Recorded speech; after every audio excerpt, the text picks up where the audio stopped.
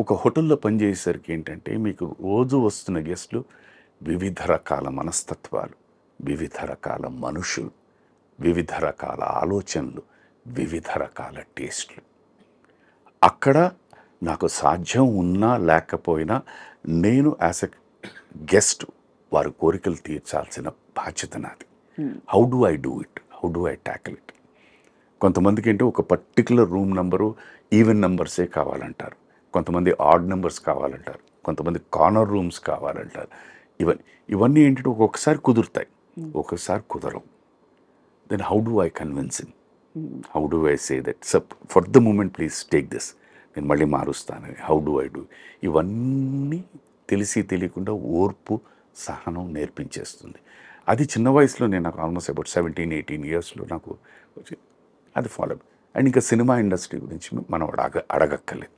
ఎందుకంటే ఇవాళ ఇక్కడ ప్రతి వ్యక్తి 100% నమ్మేది ఏంటంటే మేము చాలా తెలివైన వాళ్ళమే అని. ఇది ఫ్యాక్ట్, ఇది 100% ఫ్యాక్ట్. అది కాదు, ఇది. సో ఈ దీంట్లో మనం ఏం చెప్తాం, నువ్వు కాదు అని చెప్పలేం. రైట్ ఆర్ రాంగ్గా పక్కన పెట్టండి, you have to accept it, think, convince them and go down. So మంచితనం అన్నది బేసిక్గా పుట్టుకతోనే వచ్చింది. వీటన్నిటికీ కూడా ఇంకా అలవాటైపోయింది అనమాట. మనం ఏం చేయగలుగుతామా? ఎవరికైనా మా నాన్నగారు నాకు నేర్పించింది ఒకే ఒక మాట. మా ఇంట్లో పూజలు పునస్కారాలు దేవుడి పటాలు అన్నది ఎప్పుడూ ఉండేది కాదు నాకు తెలిసి. లేదా సార్? నాకు తెలిసి లేదు. మా నాన్నగారు నాకు నేర్పించిన ఒకటేమిటంటే మానవ సేవే మాధవ సేవ. This is what he taught me. వారు ఉన్నంతకాలం అదే ఫాలో అయ్యారు.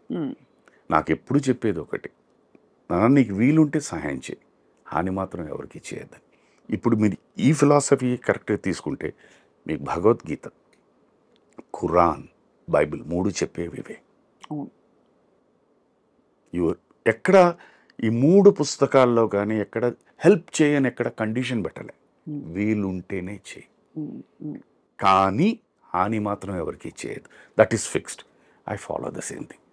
పూజలు పునస్కారాలు ఇవన్నీ శైలమ్మ మా ఇంటికి వచ్చిన తర్వాత her philosophy is totally different. తనకు ఏంటంటే కూర్చుని మాట్లాడుకోవడం, ఆ కాన్సన్ట్రేషన్ అనండి, మెడిటేషన్ అనండి, పూజ అనండి, మంత్రజపం అనండి, దట్ ఈస్ హర్ ఎనర్జీ. ఇలా దిస్ ఇస్ ద బ్యాలెన్స్.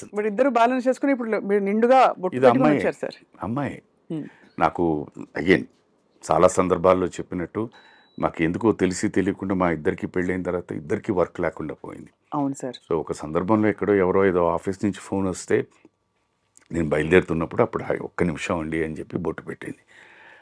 ఆ వేళ్ళు ఎందుకో అది వెళ్ళిన తర్వాత చాలా బాగుందండి అన్నారు ఆఫీస్లో. వేషం రాలేదు నాకు, అది పక్కన పెట్టేయండి. ఇది బాగుందంటే అది బాగుంది అని చెప్పేసి దట్ ఈస్ హౌ అలా కొనసాగించేశారు. అలా అలవాటు అయిపోయింది అనమాట. That is how.